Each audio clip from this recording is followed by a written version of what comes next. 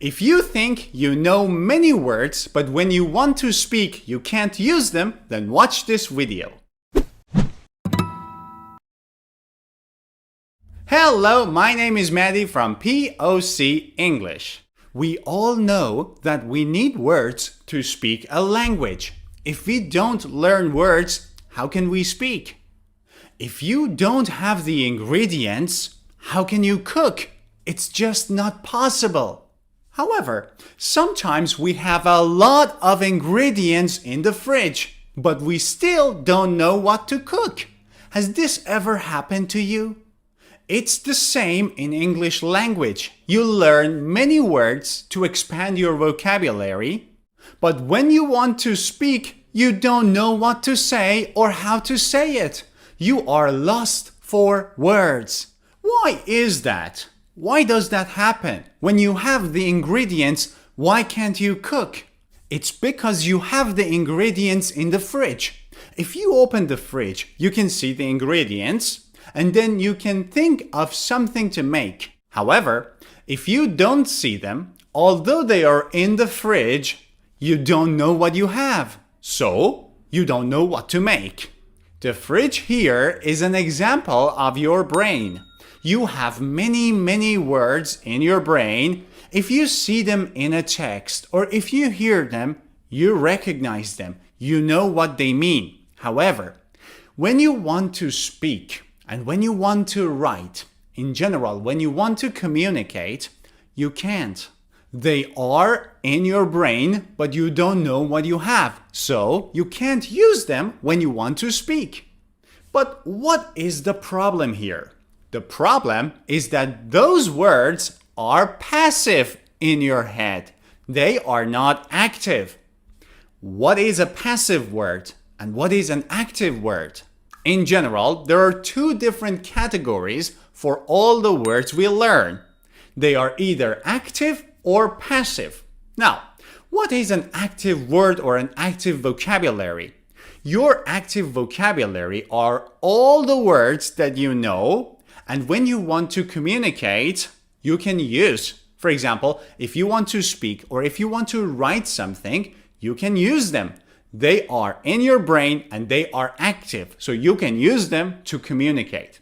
But on the other hand, passive vocabulary are all the words that you have learned before. If you read them somewhere or if you hear them on the radio or if you're listening to a podcast or if someone is talking to you, when you hear them, you know what they mean and you can recognize them. However, when you want to communicate, when you want to say something or when you want to write something, you don't use them. Although they are in your brain, you don't use them and you can't use them when you want to communicate. They are passive. The problem is many language learners focus on learning more and more new words. If they want to buy a book, they ask, how many words can we learn at the end of this book? Or if it's a course, they would say, how many words can we learn by the end of the course? But you know what? It's not about the number of words that you learn. It's about whether they are active or passive. You might already know a lot of words which are passive in your head. So here's a question for you. Which one do you think is more important for your speaking? Learning new passive vocabulary or learning how to activate and make active the passive vocabulary you already have in your head? The answer is clear. Of course, it's more important to have active vocabulary if you want to speak or write or in general communicate. But how can we do that? How can we activate the passive vocabulary that we have in our head? Don't worry, I'm here to help and I'm gonna show you 4 steps that you need to take in order to learn new words and add them to the list of the active vocabulary in your head.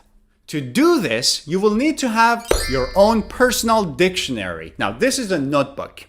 So you take a notebook and next time you see a new word or you hear a new word, write it down.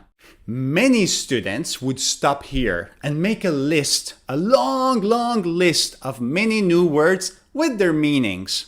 But will this help? Of course, if you want to learn passive vocabulary. But if you want to make it active, you shouldn't stop here. Step 2 is to write 2 or 3 sentences with that new word, because it's important to learn new words in context. Why? Because one word in English language can have several meanings and different uses. For example, imagine the new word is shift. Now, what does it mean? Look at these 3 sentences. Can you shift the table to the other side? She shifted to 4th gear and drove faster. She was on the night shift. In the first sentence, shift means to move the table from one side to the other side. Can you shift the table?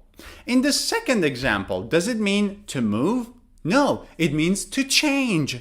Shift the gear. When you're driving and you want to go faster, you need to shift the gear. Shift to 1, shift to 2, shift to 3, and then you go fast. You might also want to slow down and shift to 2, shift to 1. And in the third one, she was on the night shift, meaning a period of work.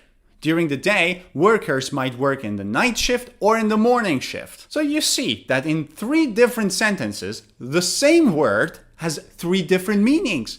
And that's why it's very important to see the word in context and to see how the word is being used in different sentences. Okay, so we have written the word down. We have written 2 or 3 sentences with the meaning of that word to see the word in context. What's the third step? The third step is to write down some collocations with that word. But, whoa, what are collocations? Collocations are a group of words that often go together. For example, in the case of the word shift, meaning a period of work, now during the day or at night, we use this sentence, she was on the night shift, right? Now, what collocations, what words can we use that usually go with shift? We can use adjectives such as a day shift or night shift. We can say an early shift or late shift. You see, these are some adjectives that we can use to describe the word shift. You can also use some verbs saying to work in shifts or to do shifts. Then you can make some sentences by playing with the adjectives and the verbs and the noun shift. For example, if I want to use do shift and then the adjective early, I can say, I'm doing the early shift this week. I'm doing the early shift this week. So I'm using do, early, and the word shift. I'm using the word with an adjective and a verb. I'm using collocations now. Or another example with the work in shifts. You know, doctors usually have to work in shifts.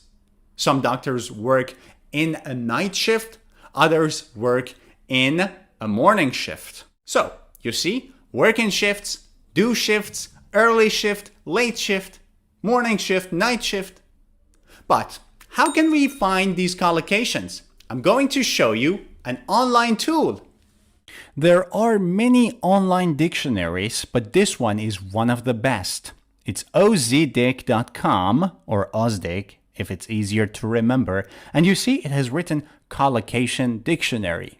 Using this website is very, very easy and straightforward. For example, the word shift.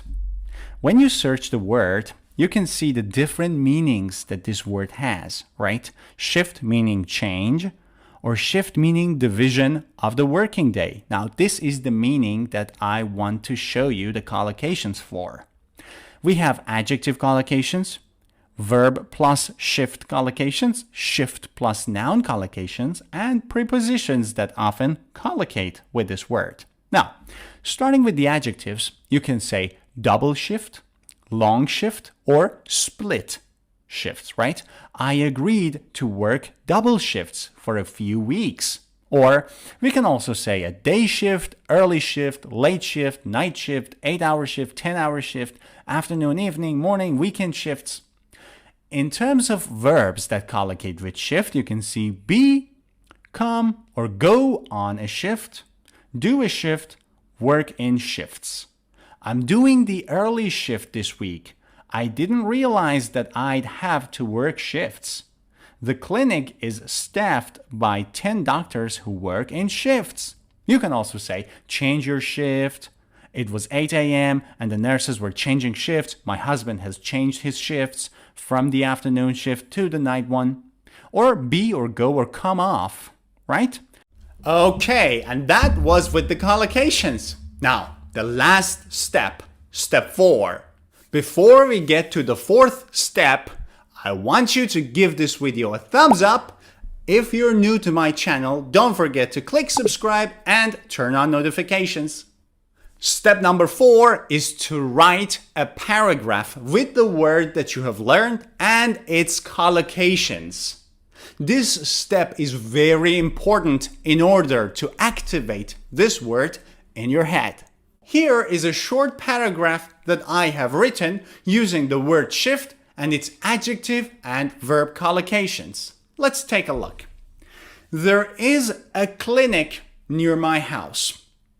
In this clinic, doctors work in shifts. That's the first collocation, work in shifts, right? Yesterday, I wanted to go to the doctor, but I couldn't. Why? Because I was doing the night shift. Here's another collocation, to do a shift and a night shift. Altogether would be to do a night shift. I was doing a night shift, so I couldn't go to the doctor. I really hate doing late shifts.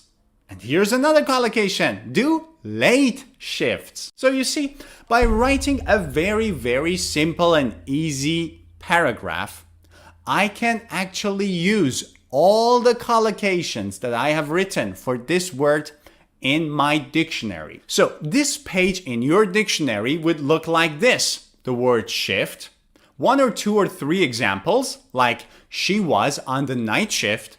I couldn't see the doctor because I was doing a late shift.